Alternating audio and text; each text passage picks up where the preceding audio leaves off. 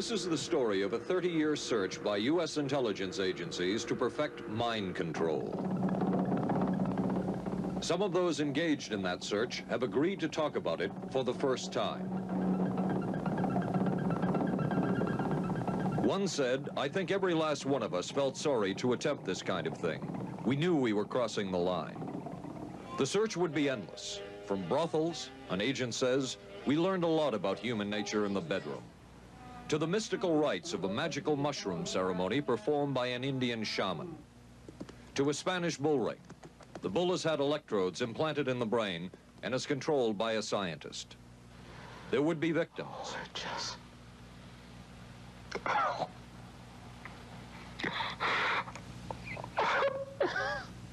One intelligence agency tried to peel this man's mind back to reveal its deepest secrets. I'll live through it. I'll live through it. This man worked on some of these programs. He would write of his work, "It was fun, fun, fun."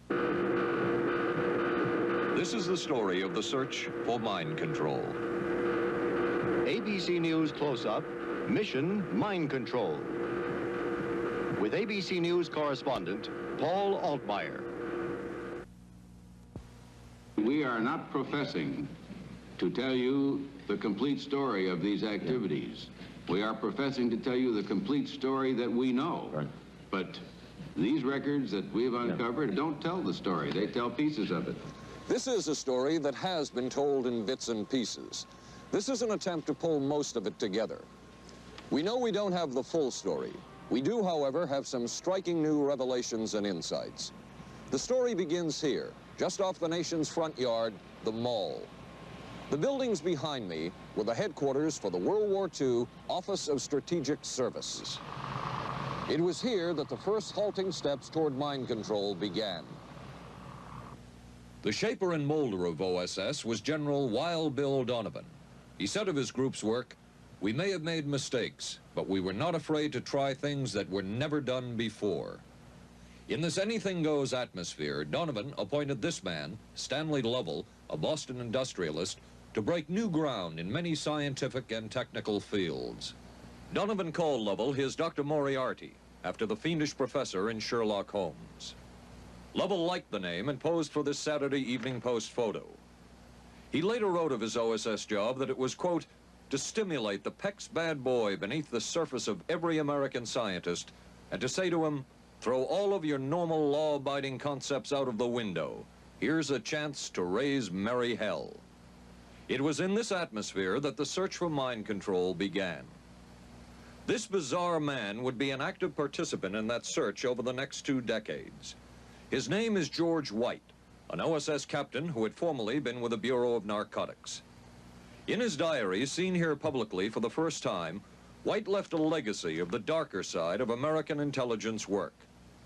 He received his early OSS training at the British-run school at Oshawa, Canada, the same school where Ian Fleming, the creator of James Bond, was trained. White referred to the school in his diaries as the Oshawa School of Mayhem and Murder. Mike Burke, former OSS colleague of White's and now president of Madison Square Garden Center.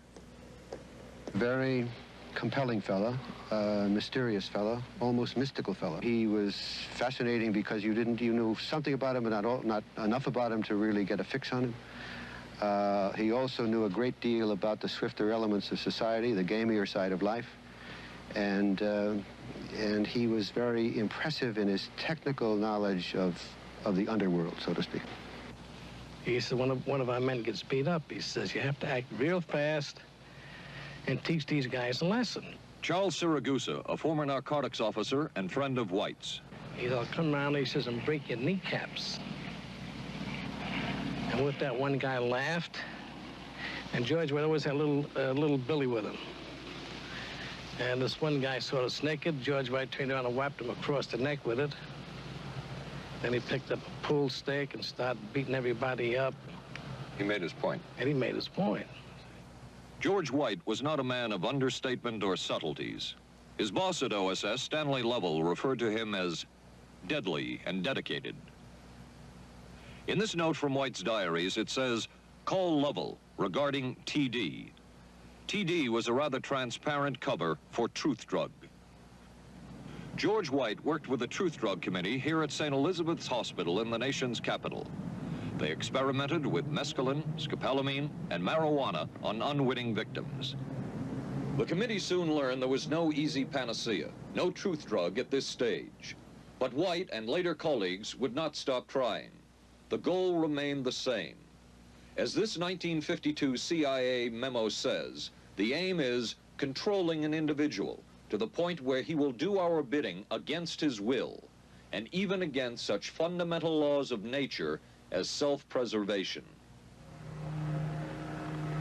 But it was a discovery here in Basel, Switzerland, at Sandoz Laboratories by Dr. Albert Hoffman, that led the intelligence agencies of America to believe that they had found the panacea.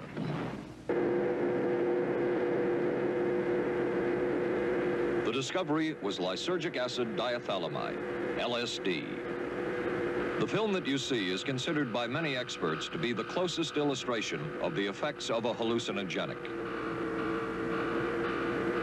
It was one of the first times that anybody had run into a powerful drug that was different than anything else that they knew anything about. John Gittinger, recently retired chief psychologist for the CIA. This is the first time Gittinger has been interviewed publicly. We could disable a whole city by putting a very small amount on a water supply. After all of these years of us, those of us who are involved in looking for this secret drug, this was the only thing that began to look for the first time like it might be something like that. The CIA's interest in LSD was intense. The worry was that the Russians would get hold of it. Were the Soviets into LSD? I'm going to have to say I'm sure they were, but if you ask me to prove it, I've never seen any direct proof of it. But at one point, intelligence information received from Switzerland said that Sandoz Laboratories was about to put 100 million doses of LSD on the open market. And it caused enough concern within the agency that the United States was prepared to buy the entire supply. However, a slight mistake had been made. The mistake is made public for the first time. I just found out on a new CIA document that there were no such large quantities of LSD on the market. John Marks has filed numerous Freedom of Information suits against the CIA and has unearthed much new material. He is the author of The Search for the Manchurian Candidate, a history of intelligence agency work with mind control. He is a consultant for this report. What happened is that there was a military attaché in Switzerland, an American officer, who got milligrams and kilograms mixed up.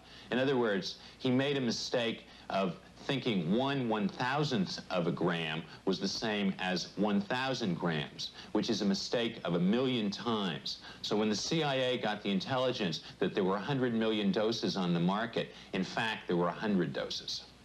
The man who would oversee the CIA's research into drugs and most of the agency's behavior programs is this man, Dr. Sidney Gottlieb, a chemist. Dr. Gottlieb declined ABC News' request for an interview. In their never-ending search for the miracle weapon, CIA operatives searched here in the remote mountain areas of southern Mexico for what up to then had been considered a myth, magic mushrooms. They used this man, a part-time chemist for the CIA, to dupe this man, a vice president of a bank and an amateur mycologist or mushroom expert, to try to get to the magic mushrooms and turn them into a drug. But it would be the amateur, R. Gordon Wasson and his colleagues, who would win the race and develop the drug psilocybin from the magic mushrooms. We went into the Mazatec area, far from the highways, remote from Mexico City. There we found that rotten bagasse, as it's called, bagasso, covered with mushrooms. These mushrooms I didn't know, had never seen. They were the sacred mushrooms. Wasson would also discover and record the ancient mystical rites of the mushrooms from a local shaman or magical priestess, Maria Sabina. And we were seeing incredible sights. They would go slowly or they would go fast as I ordained. All your your senses are rendered acute. We say that you see visions, you see hallucinations, but that doesn't begin to tell the story. The hallucinations are only part of it. You hear sounds, you smell things. The night was thrilling. Word of Wasson's discovery reached the CIA quickly.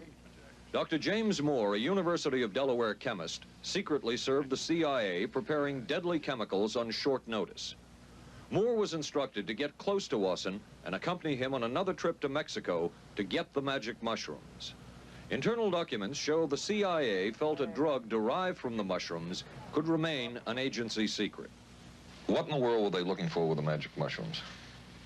I think the best answer to that is that they were looking for fundamental information on compounds that would be capable of causing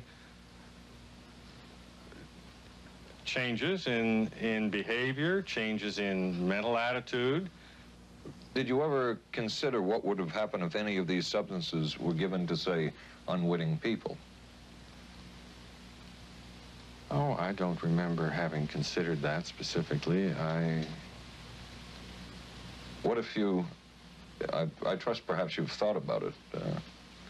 Well, I haven't worried about it. Your question again, what would I have thought had I known that any of these substances would have been given to unwitting persons? You mean a hostile agent of another government? No, I mean, that was probably one of the things they had in mind. I mean, testing it out on an American citizen. I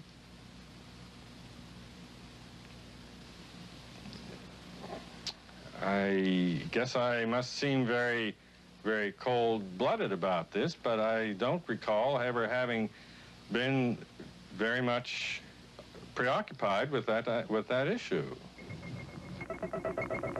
But many drugs were tested in this way.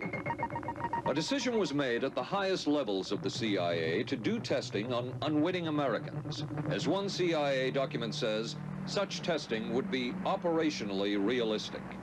A former CIA official who worked on these programs describes for the first time how the decision was made.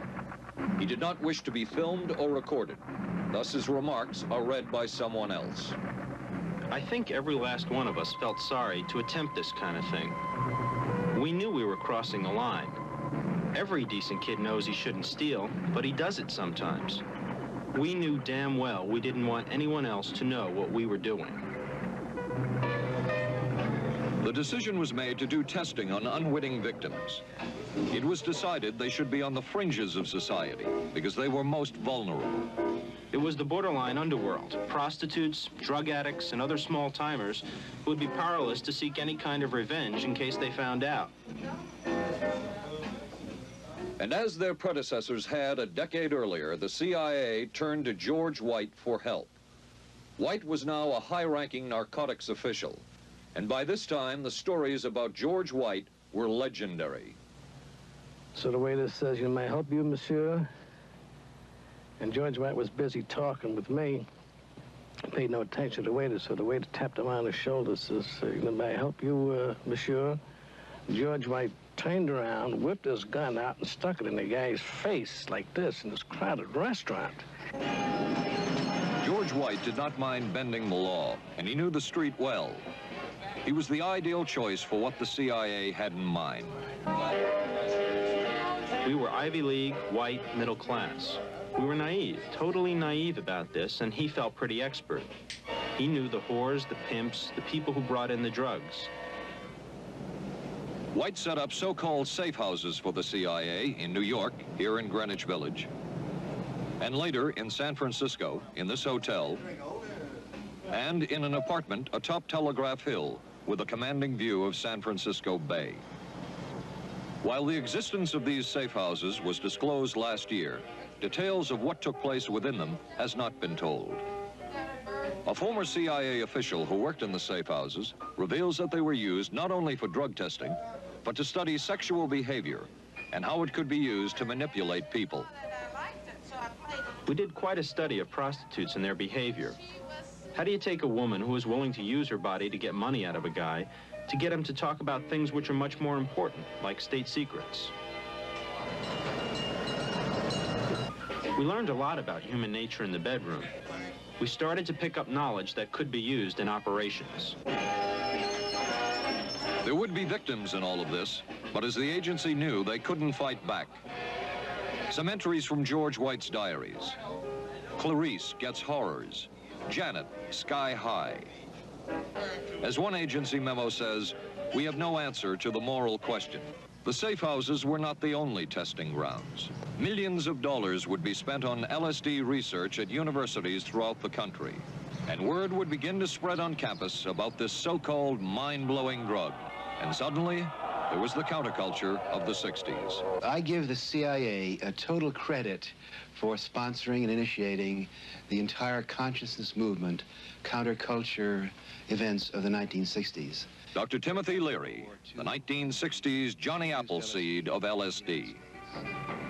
The CIA funded and supported and encouraged hundreds of young psychiatrists to experiment with this drug. The fallout from that was that the young psychologists began taking it themselves, discovering that it was an intelligence-enhancing, consciousness-raising experience. I know that some of the studies in which the CIA had supported used as subjects people who later became strong proselytizers of LSD. So, in that sense, yes, I think it did sustain the perpetuation of the use of the drug. And it's rather ironic, isn't it? The counter case that I would make in relationship to that is to remember that the people who were doing the research were people who would be doing the research regardless of who was the sponsor. I don't think anybody working in that time in the remotest ever thought that it would blow up into the kind of thing that it did.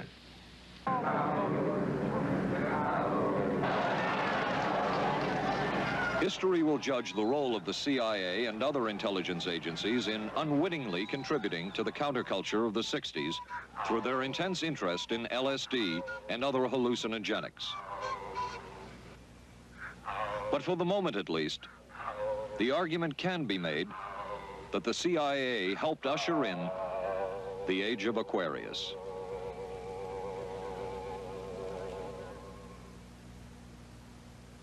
ABC News Close-Up will continue in a moment. Covering a span of history such as we are in this report, one can get sidetracked by the so-called glamour and mystery of espionage work or by the exotic qualities of some drugs. But what you can't lose sight of is what all of this would mean in terms of individual human beings. There would be deaths, there would be long-lasting and harmful effects. The best-known case is that of this man, Frank Olson, a chemist employed by the Army Chemical Corps, who in 1953 was slipped LSD unknowingly at a meeting with CIA officials. Shortly after that, Olson went into severe depression. He ended his life at this New York hotel by diving through a shaded closed window in his 10th floor room. Frank Olson was the first known fatality in the CIA's LSD program. Olson left behind a widow, Alice, and 3 children. But it would be years before they learned the real story of his death. Shortly after his suicide, Alice Olson was visited by Dr. Sidney Gottlieb, the man who had administered the drug, and by Robert Lashbrook, his deputy, who was the last person with Frank Olson the night of his death. It was probably to check me out and see whether I was handling myself and handling the situation, whether I was hysterical. And I'm sure they left the house feeling ever so much better because I had been gracious and hospitable to them, so that I must have played right into their hand and made them feel fine. 23 years later, how did you feel about that meeting? My anger was unbelievable at how I had been duped for this length of time, and the anguish which was unnecessary. Anyone who knew during all of those years never told Alice Olson the real story of her husband's death. She would discover it by accident more than 2 decades later. In essence, it was a 22-year-long cover-up. Lyman Kirkpatrick was Inspector General of the CIA at the time of Frank Olson's death. But had not the Olson case occurred within the secret confines of the CIA, would not this case have been a prosecutable case?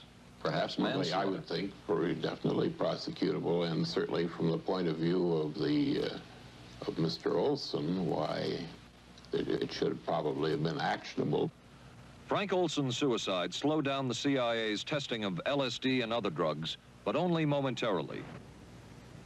The CIA was not the only government agency interested in the possibilities LSD and other drugs presented for mind control. The Army Chemical Corps first started working with the CIA and then branched off on its own. It too tested drugs on unwitting victims, and a death would result. The case of this man, Harold Blower, a tennis pro, seen here with his daughter Elizabeth, is well known.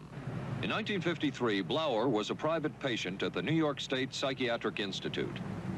He was given 5 injections of a mescaline derivative that was being tested secretly for the Army Chemical Corps. With the 5th injection, Harold Blower died. As with the Olson case, a 22-year cover-up followed, until finally the Army admitted the real details of Blower's death. Since the initial news stories of Harold Blower's death, close to 5,000 documents, previously classified, have been released by the Army and obtained by ABC News. They provide valuable insight into Army activities at the time of Blower's death and where the Army went from there with their own drug testing program. From a previously classified deposition of Dr. James Cattell, who administered the mescaline derivative, on the purpose of the drug testing, to produce symptoms similar to those that you see in schizophrenia, on how much the patient knew about all this. We didn't delineate all the possibilities of what might happen because then you contaminate your experiment. Cattell then relates that he never even knew what drug he had given Harold Blower because of the secrecy of the Army experiments. We didn't know whether it was dog piss. This was secret. This was a secret. We weren't in on it. We asked Blower's daughter Elizabeth for her reaction. What? How can anybody react to that? I mean, that is so far from what you'd expect from a human being, never mind a doctor, never mind a professional specialist who's supposed to care about people's minds. It's unbelievable. A suit filed by Elizabeth Barrett against the Army Chemical Corps is now pending in federal court. Other Army experiments continued on mental patients around the country. Work done at the Tulane Medical Center in New Orleans involved several drugs, hallucinogenics, and electrodes implanted in the brain. The chief researcher was Dr. Russell Monroe, now head of the psychiatry department at the University of Maryland. These are various progress reports written by Dr. Monroe and recently obtained by ABC News. From one of the progress reports, a report of a woman who had electrodes implanted in the brain and was then given LSD and other drugs. She became agitated, cried, lapsed into a trance-like state.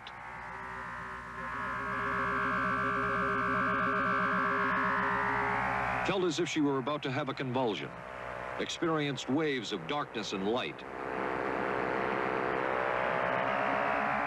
had bizarre sensations in her neck and legs, said somebody was trying to manipulate her body. At this point, Dr. Monroe wrote that the woman was obviously having paranoid ideas. As a layperson, perhaps you can enlighten me. What therapeutic effect would the type of experiment that I just described have on a patient? Well, the therapeutic effect would be indirect. Was this patient aware that she was being given LSD? Yes, I mean, they were told that they would be given some medication, and they took specifically LSD? Well, we told them, I don't think that they would have even known what LSD was then at the time. They were told that they were going to they would be given some medications which might make them feel worse. Dr. Monroe, what do you think the Army Chemical Corps was looking for in all of this testing? They were looking for an incapacitating agent, an agent that would not harm the person permanently, but would incapacitate them temporarily. That seemed like a humanistic way to, to wage a war, if war is necessary. When James Thornwell was given LSD by Army intelligence in 1961, this time it was no experiment. This time, the express purpose was to peel back Thornwell's brain to bear any secret within it. This time, the Army had gone operational. Thornwell, as reported on ABC last January, was an Army private stationed in Orléans, France. Classified documents were missing from his unit. Thornwell became a suspect. His 2.5-month interrogation included administration of sodium pentothal, hypnosis, isolation, and deprivation of sleep. Army documents obtained by ABC News refer to this interrogation as conventional. Despite this severe questioning, Army intelligence was getting nowhere with Thornwell, and it was decided to slip him LSD. For 16 years, Thornwell never knew what had hit him. Tell me about the acid. I'd rather not. It's a bad trip. It's a bad trip. That was a bad trip. The pain was so excruciating. Felt like somebody was sticking me with 1,000,000 pins. You know, just everywhere. Oh, it just...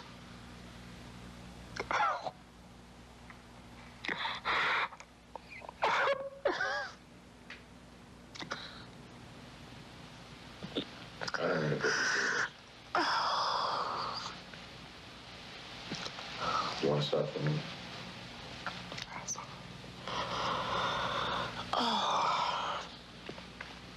I walked around.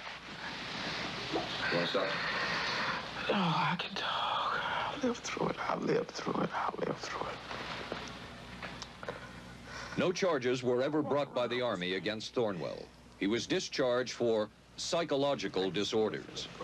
But an Army psychiatric evaluation of Thornwell obtained by ABC News, one which was done prior to Thornwell having been given LSD, says of him, fairly cooperative, oriented, alert, and gave no evidence of psychosis or depression. From the Army's point of view, this type of LSD interrogation was a success.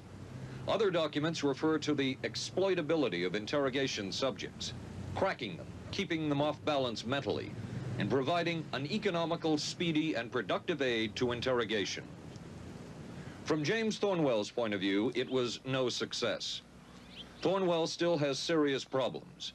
He's run through 2 marriages. He maintains he can't hold a job, can't concentrate, has nightmares, and feels socially and emotionally isolated.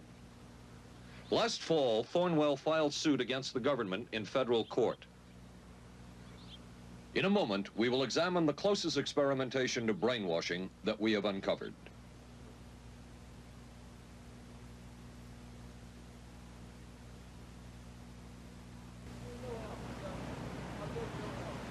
By far, the most chilling experiments we have uncovered took place at this Gothic estate called Ravenscrag, halfway up Mount Royal in Montreal. It houses the Allen Memorial Institute of Psychiatry of McGill University.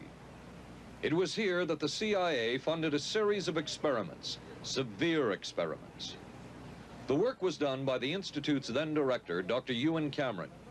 It is the closest experimentation to brainwashing yet disclosed. His work, unprecedented in psychiatry, consisted of 3 areas which he called sleep therapy, psychic driving, and the ultimate depatterning. Dr. Maurice Dongier, current head of the Allen Memorial Institute. In his psychic driving, so-called type of therapy, he would give the patient intensive electric treatment in order to make the patient regress deeply, become forgetful, and then he would attempt to implant new ideas in the mind of the patient. Now, to a layman, it would appear that Dr. Cameron was trying to take the slate and wipe it clean, the slate being the mind. In other words, brainwashing. Exactly, that's a very good comparison. Brainwashing. Yes, to life. Val Orlico of Winnipeg, Canada, the wife of a member of the Canadian Parliament, was a patient of Dr. Cameron's. She entered the Allen Memorial Institute because of severe depression. She describes for the first time publicly the LSD therapy and psychic driving treatment that she was given by Dr. Cameron. and then the drug began to take hold very rapidly because it was an IV injection, and things became very furry and very frightening, and had a lot of sensations that it's very difficult to recall. Nobody explained it to me. Nobody ever asked me if I was willing to do it or anything. He had this feeling that he would be able to get through the resistance of illness and to reach deep changes very quickly. Did he? I don't think that when you look at that in retrospect, the hopes that he had have been in any way fulfilled. But Cameron would plunge on. The next step was what he called psychic driving. This involved almost endless tape-recorded messages and more drugs for the patient. Cameron wrote that this was the way to make direct controlled changes in personality. I thought this was the coldest and most impersonal treatment that anybody could give to anybody in the world. And I became more and more despondent and more angry. I just became so despondent that I thought I can't live like this any longer. And I thought I would just go out and throw myself underneath the cars on McGregor. I stood on the curb of that street, and I stood there, and I thought, okay, go. Okay, go. And then I thought, what if you're not killed? What if you're just maimed? What if you don't die and you live and you can't even talk anymore? And I couldn't do it. The most severe technique Cameron used was de-patterning. He described it as breaking up the existing patterns of behavior by means of intensive electroshock therapy with prolonged periods of sleep. He carried out these experiments in something he called the sleep rooms. People in there were like babies. They cried, and they were very disoriented. And we were very afraid of the sleep room. We used to walk very carefully against the side of the corridor that was opposite the sleep room with our backs to the wall when we'd go by. Cameron used this combined sleep electroshock treatment on patients as long as 30 days. One patient he kept asleep for 65 days. Cameron retired, and his successor, Dr. Robert Cleghorn, ordered a follow-up study on the patients treated with Cameron's de-patterning method. It showed that it was no more beneficial in its result than the use of more conservative methods. But the follow-up study showed that 60% of those who had been de-patterned still had amnesia for periods of anywhere from 6 months to 10 years. That's quite a memory loss, isn't it? That is a memory loss. Indeed it is. It's I think, more than desirable. In retrospect, does Dr. Cameron's experimentation and his treatment appear harsh? I would say yes. I mean, this forceful type of approach that I was describing to you is definitely, it can be said that it's harsh. I wouldn't call it harsh. I would say it was harder on the staff than it was on the patients, because these people had to be fed, and they had to be cared for, and they had to be given sufficient fluid and food and toileted and so on and so forth. It was a very difficult thing for the staff to follow these patients properly and see that they did well.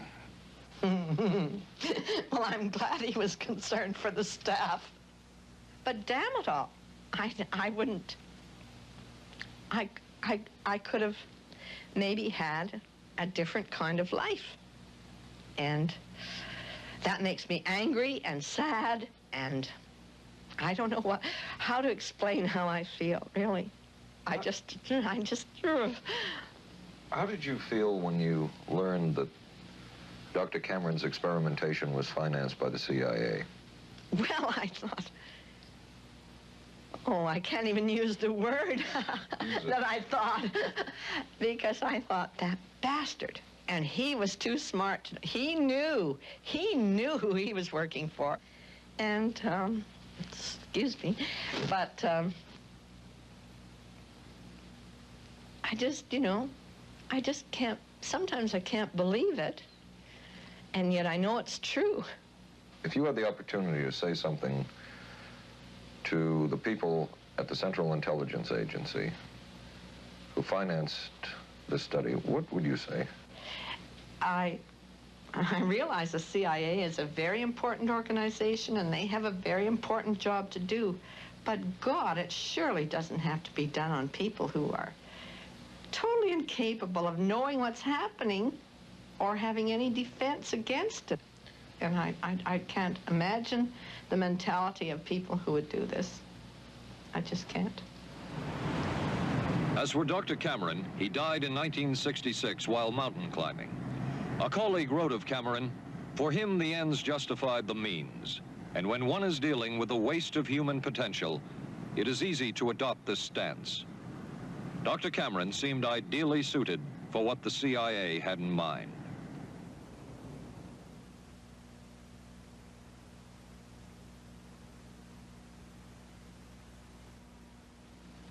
It was the Cold War, and especially the trial of Joseph Cardinal Mindszenty, who was forced to testify in a Hungarian court that he was a spy. And then later, the Korean War, with the coerced and mainly fraudulent confessions of American servicemen. My germination took place on the... That would spark intense interest in intelligence circles about brainwashing. The CIA secretly commissioned a study of communist brainwashing methods at the Cornell University Medical Center. A leader of that study was Dr. Lawrence Hinkle. He explains first the Russian method of controlling and breaking a person. Absolutely isolated from everyone else, with one man whose job it is to get you to write the extent to which you are a criminal. In this setting, you can get people to do most anything, do you see? Because you don't have to lay a hand on them. And by the time you get through and you go up before the judge, the fellow says, "Were you a spy?" He says, "Yes, I was a spy." The Chinese never really had this kind of a state police system. They would get him in, and all this fellow does is ask you to write, rewrite, and talk to him about your whole life.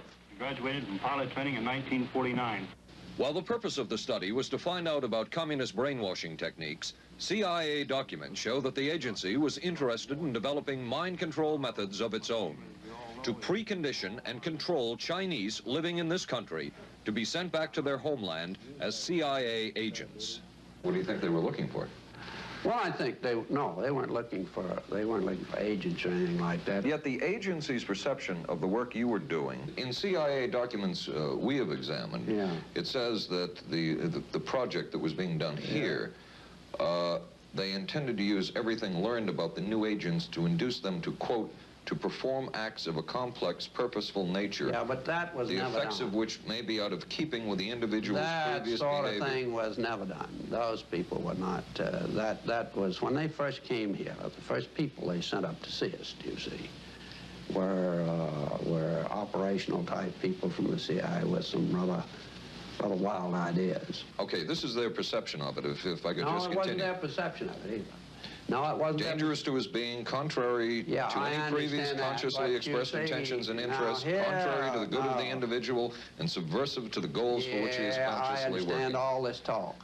But the situation was, you see, those things were never done because of wise people on both sides.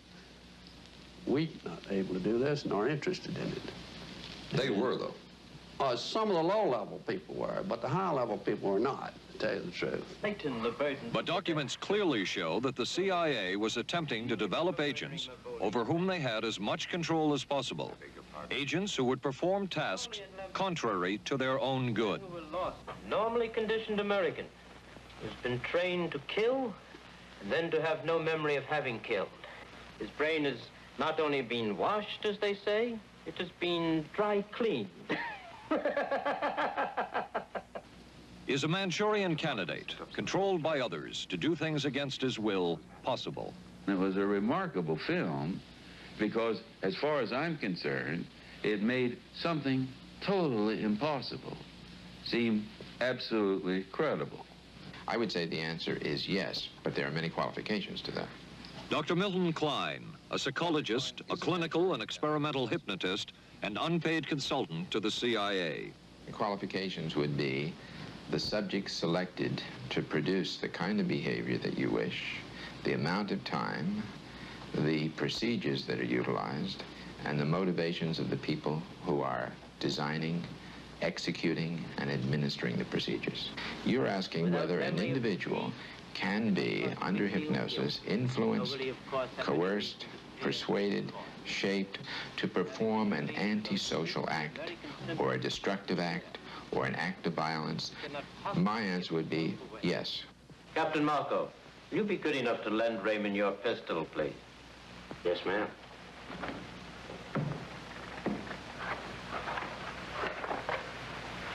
Thanks, Ben. Sure, kid. Shoot Bobby, Raymond. Through the forehead. Yes, ma'am.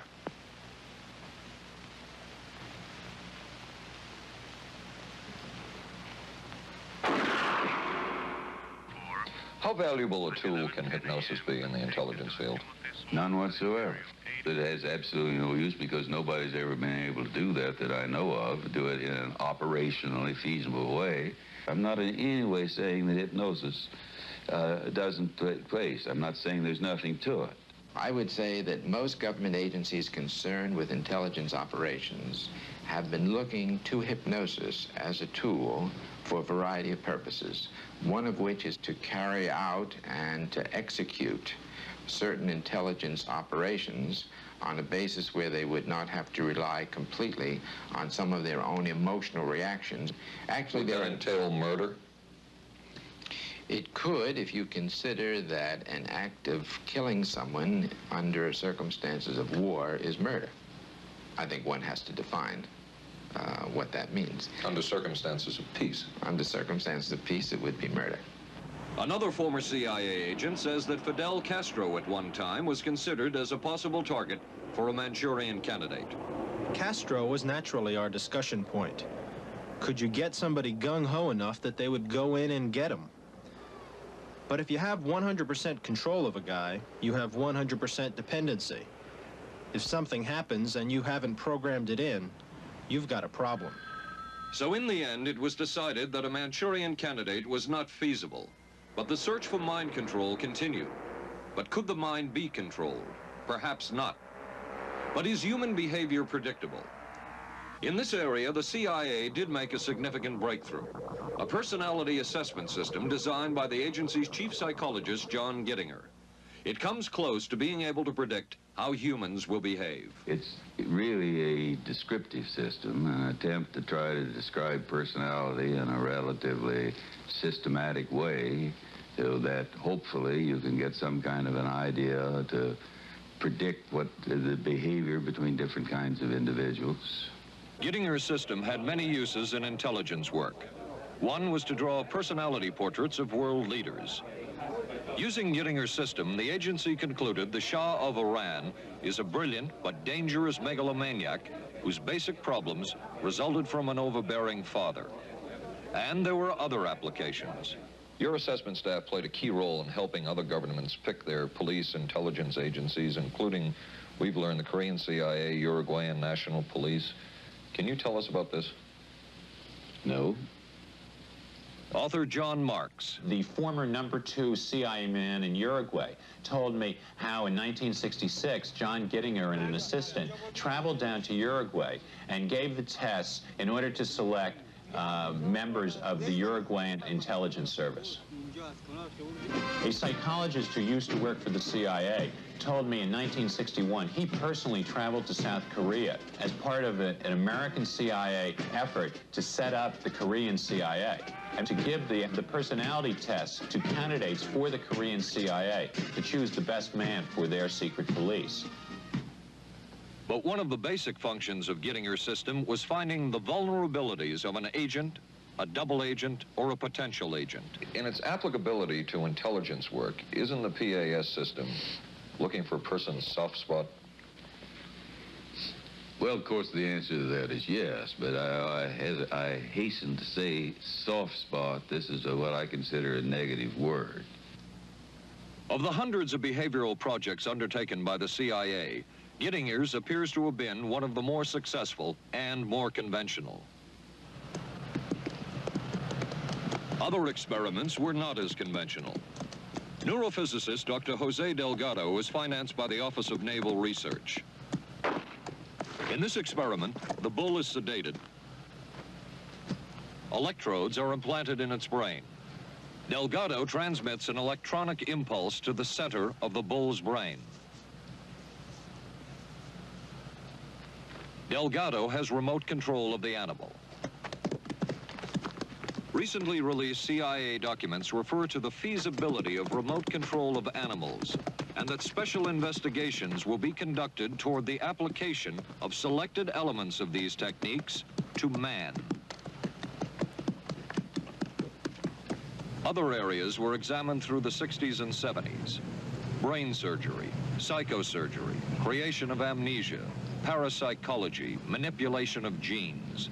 Even though past and present CIA officials have indicated this kind of work ended in 1963. Whole truth, nothing but... And one of those who took part in these programs. Thank you, sir. In 1977, the Senate subcommittee heard testimony from many of them, but the testimony was not that revealing. According to one of them, they agreed amongst themselves to keep the inquiry within bounds that would satisfy the committee. Former narcotics officer Charles Siragusa says that he was asked to limit his testimony by the man he reported to at the CIA. He wanted me not to say anything. To perjure yourself. That's right. Well, either that, I'd have to perjure myself or take the Fifth Amendment. And I'm not about to take the Fifth Amendment for anybody. Okay. Former CIA chemist Robert Lashbrook testified he had no first-hand knowledge of the agency-run safe houses when, in fact, he supervised one of them. And according to George White's diaries, was at a safe house when White conducted what he called an LSD surprise experiment. Dr. Sidney Gottlieb, whom we recently filmed near his California home, oversaw many of the CIA behavioral programs.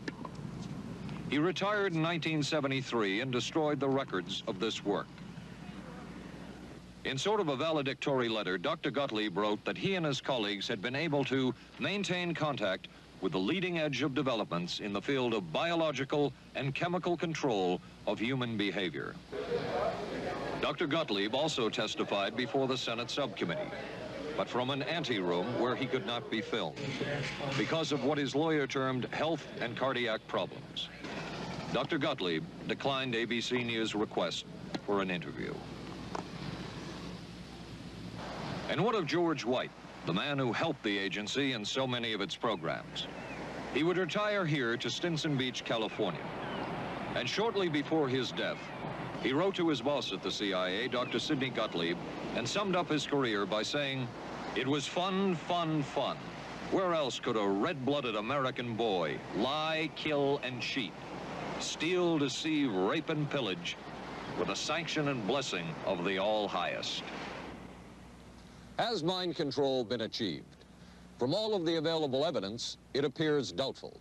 The human will has prevailed up to this point. But as we have seen, work is continuing in this field, work that we still don't know very much about. How deeply are the Russians and other dictatorships into all of this? We really can't say, and the CIA is reluctant to give out information about it. But the basic question remains, what place does all of this have within a democracy? One final point should be made. As one of the persons who worked on these programs told us, we are very capable, conscientious, and very dedicated scientists working for our country. Their work speaks for itself. This is Paul Altmeyer for ABC News. Good night.